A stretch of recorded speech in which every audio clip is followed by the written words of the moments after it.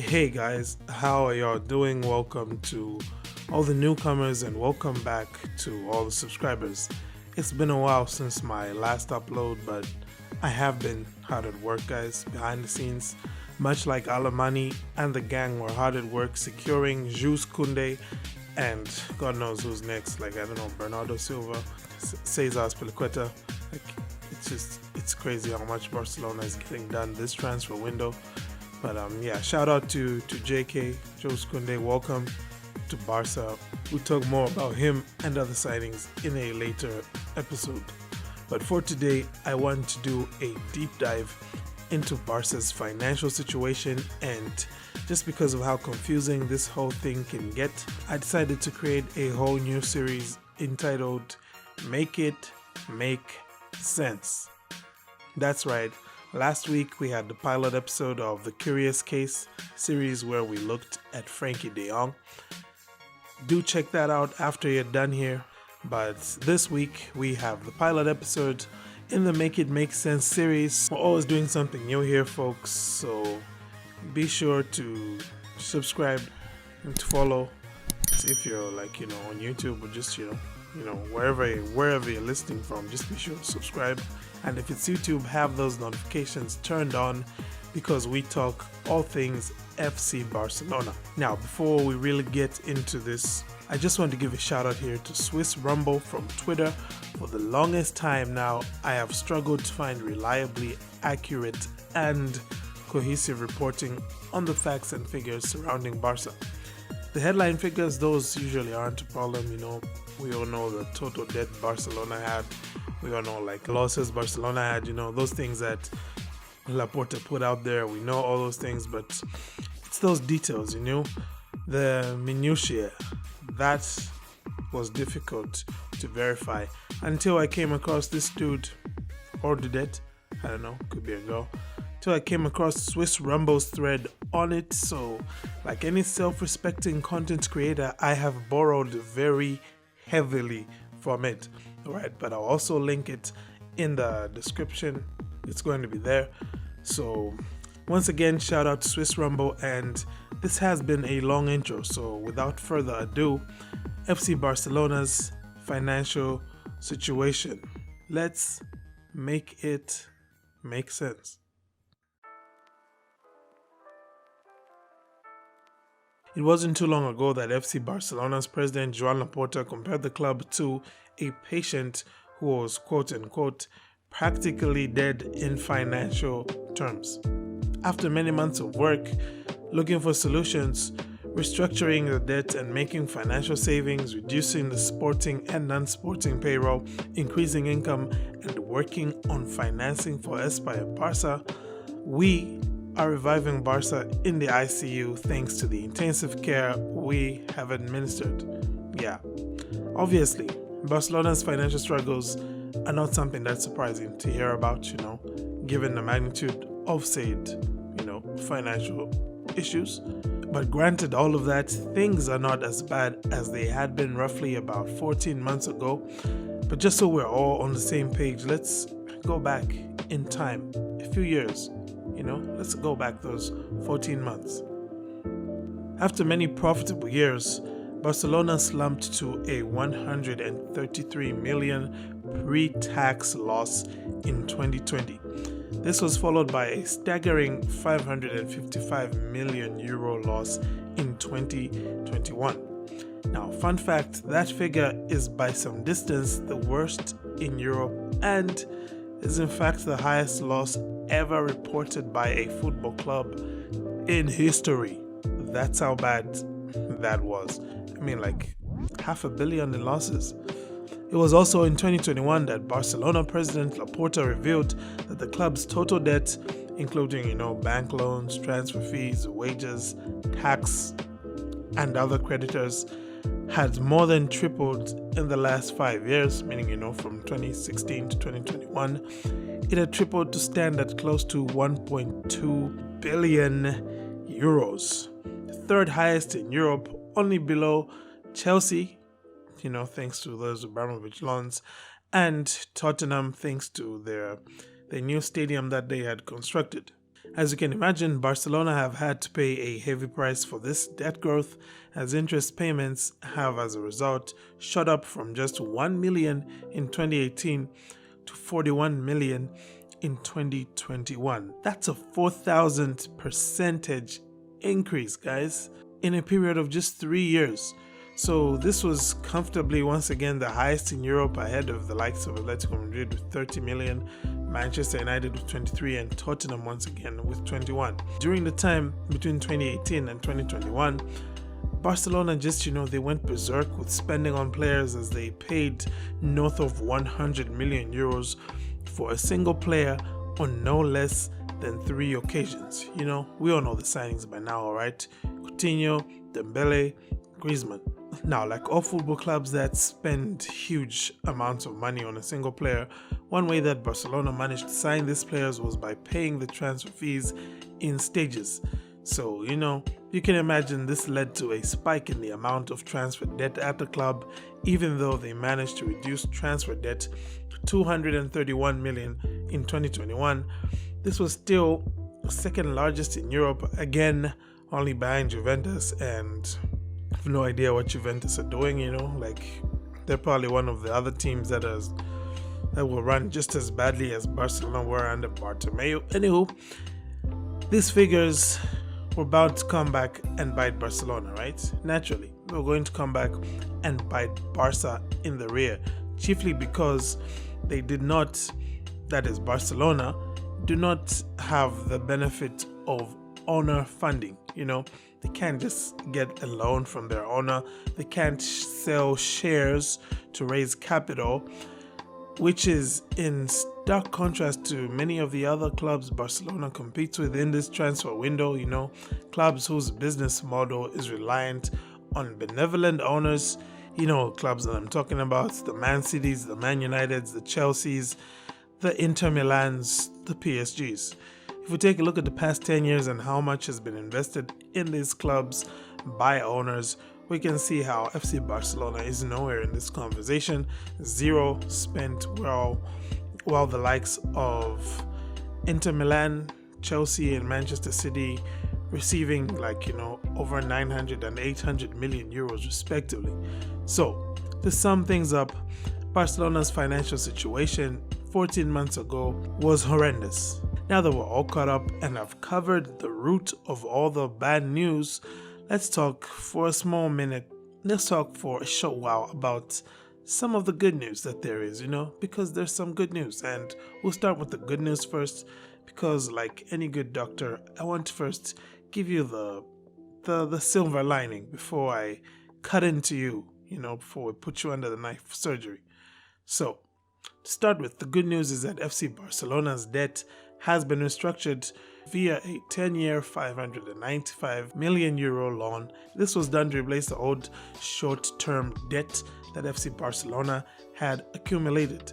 So the deal here is Barca borrowed 595 to pay off like 596 million in short-term debt. This was money that Barcelona had to pay within a period of 12 months, and basically all they did was say, okay, give us this money so we can pay them off, and then we'll pay you back over a longer period of time.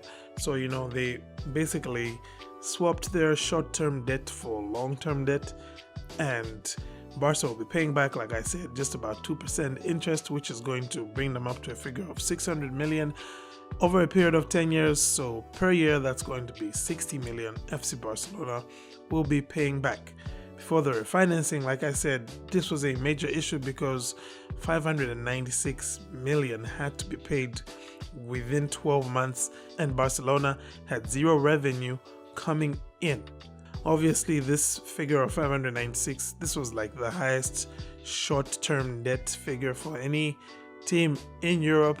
The next positive, the next piece of good news, I guess, and like this one is pretty relative here, okay? Good news in this case, I'm using that term rather loosely, okay? But it's worth keeping in mind that of Barcelona's 555 million loss that I had spoken about earlier, a lot of it came down due to Barcelona incurring some one-time costs, and also, the COVID loss of of revenue and all that kind of stuff. That also factored in. So there was about 271 million euros of once-off costs. That's, things to do like due diligence, reporting, and then player impairment, which is basically writing off player value. Okay, we're going to talk a bit more about that and what it means. There was about 26 million of other impairments and 84 million provisions, things like lawsuits, tax cases, things that are not going to be repeated again, right? So that's why we said 271 in once-off costs. And as a result, of some of those once-off costs, like the impairment I was mentioning earlier, so this is where the good news bit comes in, right? Because of that, writing down player values, Barcelona will enjoy about two financial advantages going forward. The first one being player amortization is going to fall, meaning they'll be paying less money to teams for those players they add, and also any player sales that they get will generate higher profits. Okay, so basically you write down the value of a player to say, was it 50 million? You write it down to 20 million. So if you sell him at 40 million, then it's a 20 million profit. So I would give an example of, say, maybe if Coutinho, before he had been sold to Aston Villa, had his value written down to about 15 million. I'm not saying that's what happened, but in this case, if he had his value written down to 15 million, then you would record a 5 million profit. What this ultimately means, all of this, is that Barcelona's actual loss, excluding that 271 million of once-off charges and a 92 million of COVID impact, was roughly about 193 million euros as opposed to the 555 million. So obviously that's a terrible number still, but it's, I think, way better than that headline number of 555. Now, enough of all the rosy things, this is the rosy side of life for Barcelona. Let's talk a bit more about what Barcelona's biggest problems are right now in as far as their finances are concerned. Okay, the biggest issue, the most problematic issue for FC Barcelona are the salary caps that have been imposed by La Liga's economic cost control, specifying how much each club is allowed to spend on first team players, reserves, academy, coaches, physios, all those people, the people who are background staff, people who are involved in implementing things that are going to be necessary for first team football to happen. So what happens is that each season La Liga calculates a club's salary cap based on their revenue. Okay, so the formula they use is revenue less non-sporting expenses and debt repayments. So this is in contrast to UEFA's financial fair play rule, which look at previous years. So UEFA looks at a period of maybe say 5 years or 4 years. That's what they base it on. But with La Liga, it's based solely on 1 year. Okay, La Liga's regulations are applied in advance as well. That is before any spending takes place.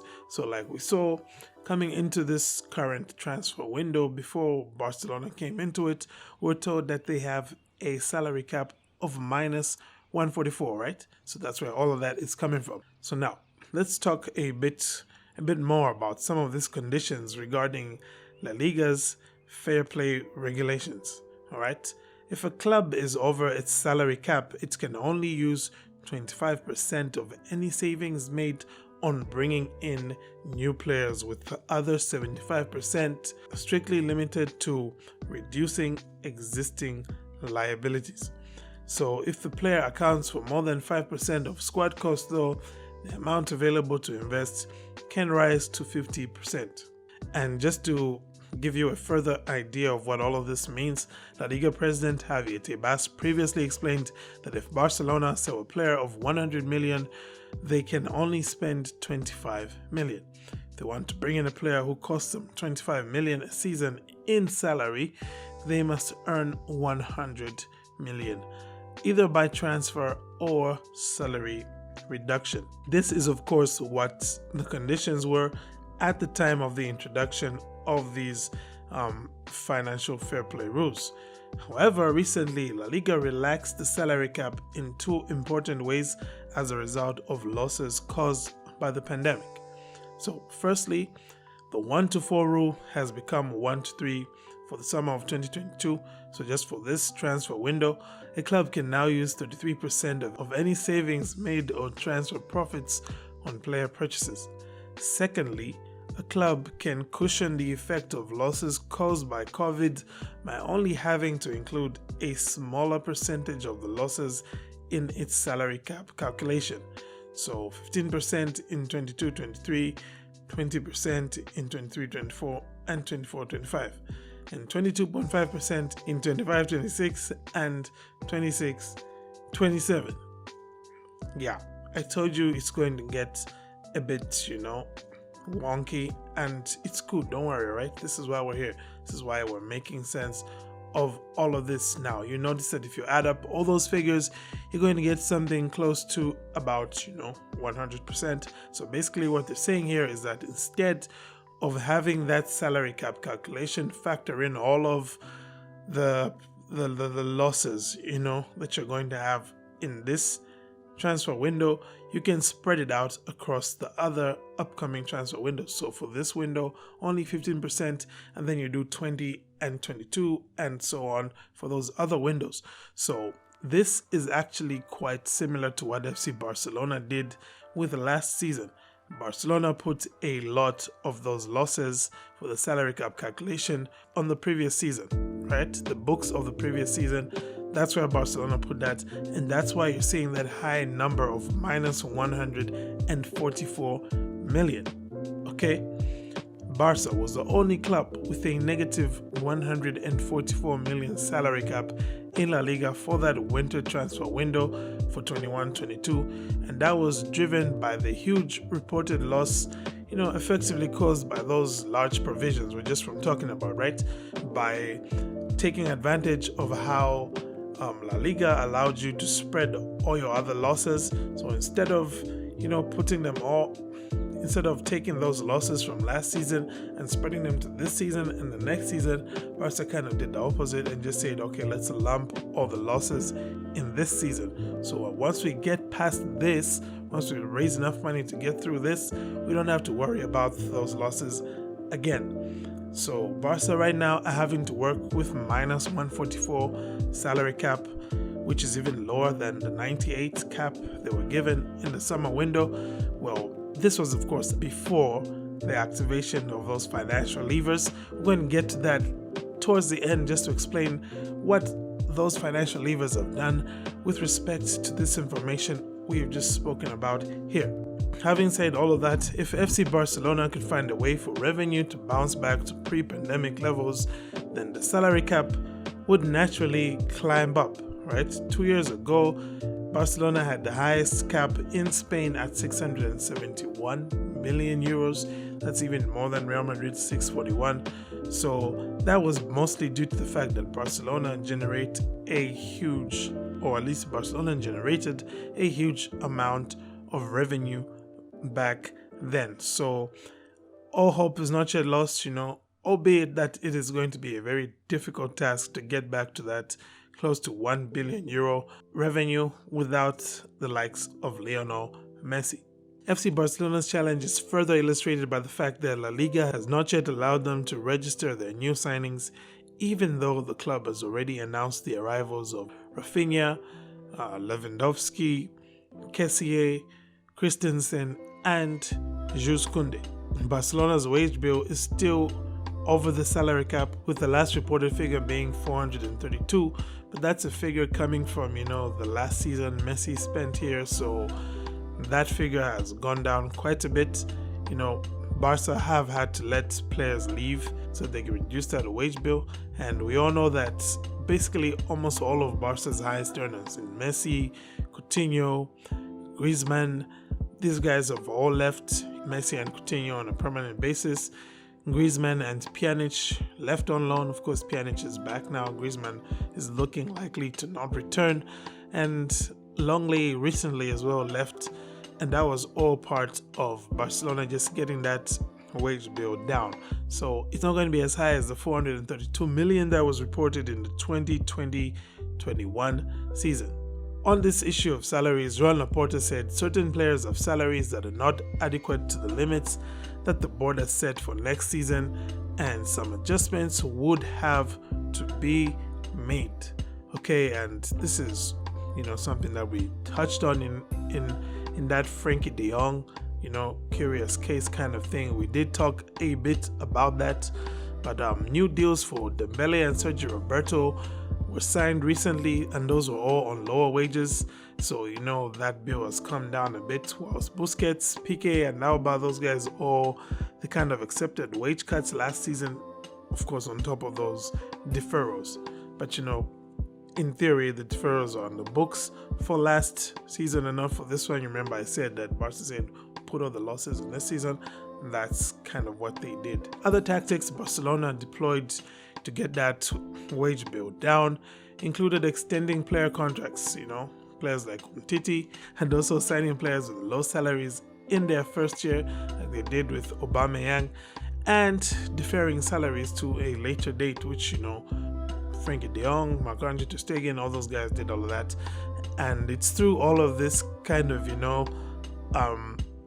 let's call what can we call it, gymnastics, all this financial gymnastics, that Barcelona were able to sign Ferran Torres in January, right? They were able to sign him and to register him and Adama Traore. Now, one reason why FC Barcelona posted such a large loss in the 2020-21 season was that they were only able to generate revenue of about 4 million euros from player sales. Or to put it another way, they only made a profit of 4 million euros from player sales, which, to be honest, I'm shocked they even managed to do. And they'll be looking to address this. Of course, we do know that they're trying to sell Frankie de Jong if they can, trying to sell. We're hearing rumors that Serginho Dest could be up for sale. Felipe Coutinho has been sold. One reason why they're doing that is because when a player departs, it kind of has, it's like a double-edged sword to, the bowels of bad finances. It's like you're driving your katana blade into the heart of bad finances, because on one hand, you are going to get money for the player, right? And on the other hand, that player's wages are no longer going to be paid by you. So whatever money you had set aside for that player's wages, it becomes like a plus, right? If you're going to pay him 50 million over the year, then it means you've got 50 more million you can use for something else. So, you can call it a double whammy effect, like Mr. Ramble did, like Miss Ramble did, like Ms. Ramble did. I don't know, like Swiss Ramble did. And of course, another thing Barcelona have tried to do is, like we've said, ask players to give up wages. Those that were deferred. At least reportedly, that's what's happening. We haven't heard this being confirmed by any official sources from the club, or from the players at the club. But, apparently that's what they're trying to do with Frankie de Jong, trying to get him to give up his deferred wages. But, that whole Frankie de Jong thing we covered in the last video. You can go and just, listen to everything that we talked about in there and decide for yourself whether or not you think that could actually be happening here. Now, it should be remembered that Barcelona are still very much capable of generating high revenue. Now, something I also spoke about in the De Jong Curious Case video is the fact that the pandemic really hit Barcelona hard, and they suffered quite a bit, from the effects of COVID. Before the pandemic struck, Barcelona were very much on track to be the first football club in the world to generate more than 1 billion in annual revenue. Okay, it was going to happen, at least especially by the projections we saw back then from Barto.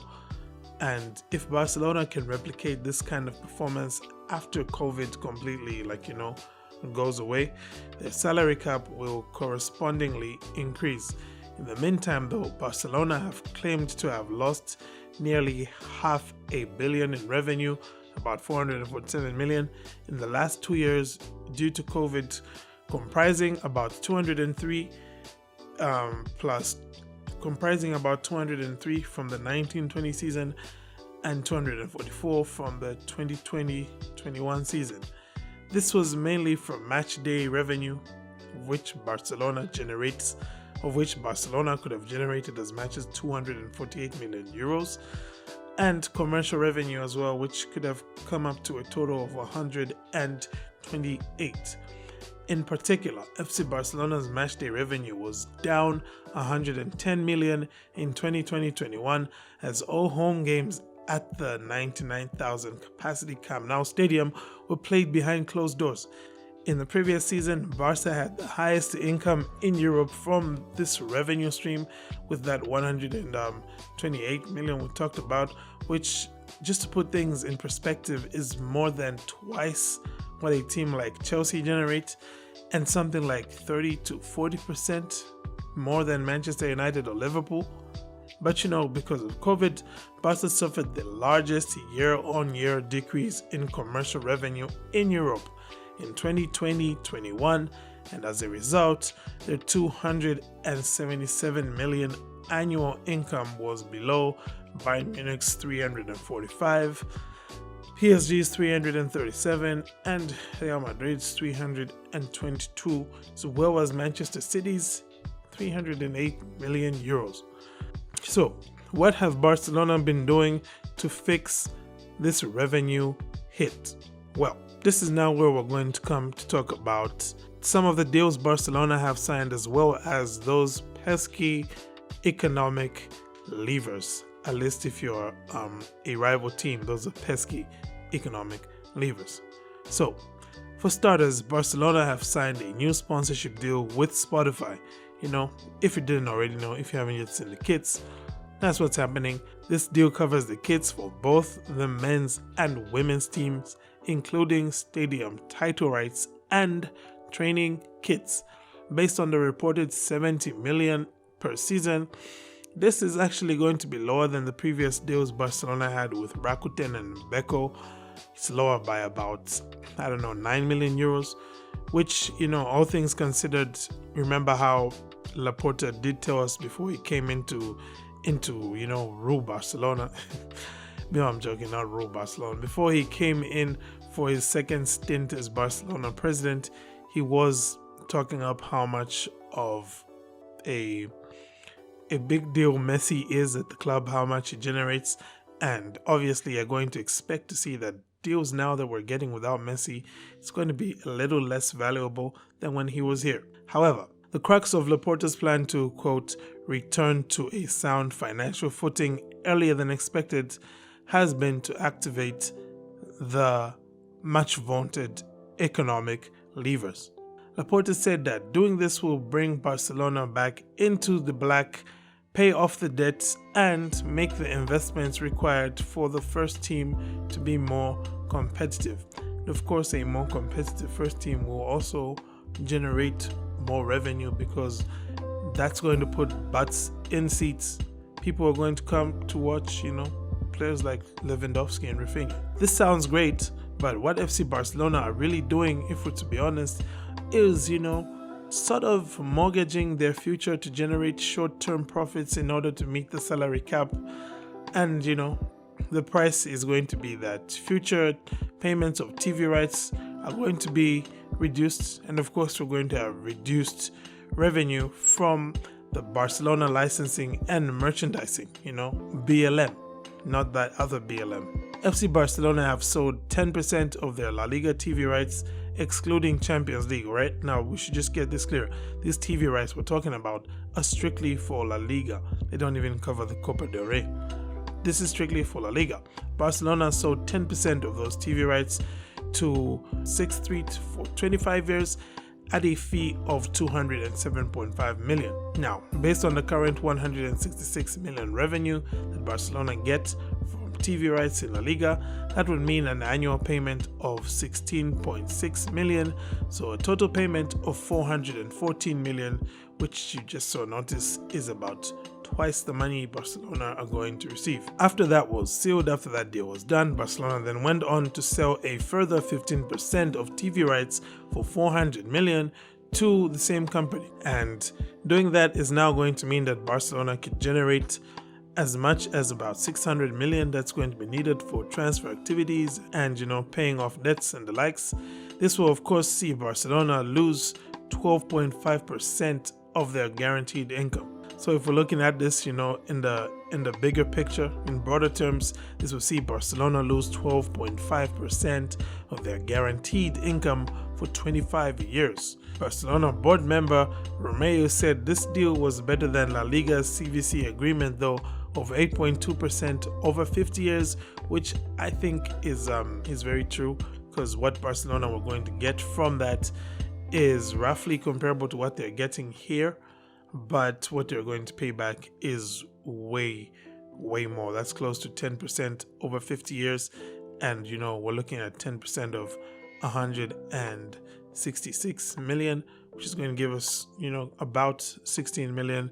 And you can do the math. 16 by 10 is 160 by 5 is going to give you about 640. So Barcelona would still be paying more for a smaller percentage, but also for less money. That deal as well with the CVC has no buyback option, and Barcelona don't get to be part of any future European Super League should they sign that. Additionally, Barcelona might sell 49.9% of BLM, which they think could generate about 200 to 300 million. Ramble said that licensing and merchandising is a significant source of income with major potential for growth given the strength of the Barca brand, but it needed collaboration with strong partners. This is just a fancy way of saying that Barcelona don't know how to make money off of their merchandising and licensing business, so they think that if they bring in a partner who knows how to do this kind of thing, then they could be a major growth in that income, to the point maybe where that 50% it might double in value. So Barcelona might even be able to buy back their business. So basically they're just trying to bring in another company that's going to be running BLM, and that's going to be growing it, because they're going to be like more or less like almost 50% owners in that business. There is yet another hurdle though for FC Barcelona to clear, as members have recently approved the ICOY Barca project, and now this one, to be quite honest, is the one that makes me the most nervous. This is the project to remodel the Camp Nou stadium and to develop the surrounding areas, and this one will require an additional 1.5 billion loan from Goldman Sachs on top of Barca's existing debt. Okay, so that's going to be a loan we're paying back for a very long time. Okay, I might even be dead before this loan is done being paid back. And I don't know what you think, but I'm not an old person. Okay, I'm very much a millennial, but I could probably die before Barca finishes paying back that loan. It's crazy. Maybe we'll talk about the Aspire Barca project in another podcast, because like this one is pretty long. It's gone on for a very long time. FC Barcelona though have not given up hope of being able to join a European Super League given their financial challenges, and it's not surprising to see why. When you look at some of the figures being reported in the media, they include 270 million welcome bonus plus another 60 million for Barca and Real Madrid for just being Barca and Real Madrid. It's crazy. Okay, so definitely do not be surprised to see the whole Super League thing still coming up in the future, because for teams like Barca and Real Madrid, once again, who do not have super rich owners, who do not have wealthy states funding them, they're going to try and find whatever creative means that they can to maintain their status as fan-owned clubs whilst still being profitable, while still generating a lot of money. So, what does this mean now for FC Barcelona's current situation? Well, for now, FC Barcelona is looking like they are going to be home and dry for this season with as far as registering players goes. Last week, we heard Javier Tebas come out and say that Barca are on track to register all their players, including Rafinha, Lewandowski, everyone they've signed now, said that they're on the right track to be able to do that, and it's looking like it's going to get done. But the means Barcelona have had to use to get it done, of course, is what's a bit tricky, but it's a gamble, and it's a gamble which, to be quite honest, they had no choice but to make that gamble, because there isn't any way for anyone else to just come in and give Barcelona money, you know? So they've looked at what their future earnings could be in La Liga, and they've said, you know what, let's give this up. Let's trade this for some money now so we can make this team more competitive. And should that work, should this team become more competitive, then that revenue is going to go up again. And you could potentially see Barcelona finally become that 1 billion revenue team that, Bartomeu was trying his best to make them. As much as he was an idiot with his spending, he at least knew how to generate that money. But don't go out there and tell people I said nice things about Barto. Okay, he deserves prison for what he did. We'll talk about Barto another day maybe. So obviously there are a lot of concerns that other people might have from the outside looking in, and even from within Barcelona, because considering what's happened and how Barcelona ended up in the situation that they're in, it doesn't seem very financially prudent to sell your TV rights and then use all of that money on player transfers.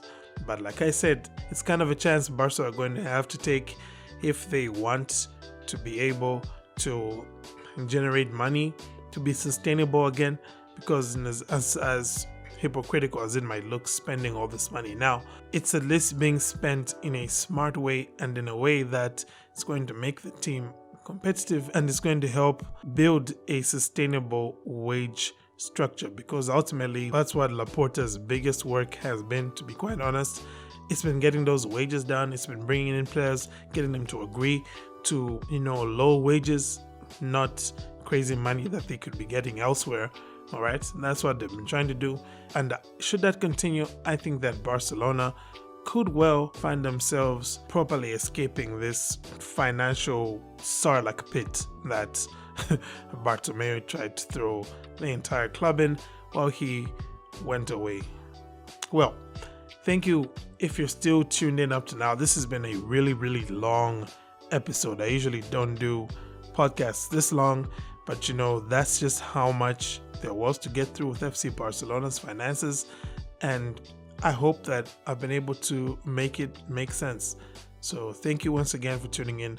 Have a great day, and Forza Barca.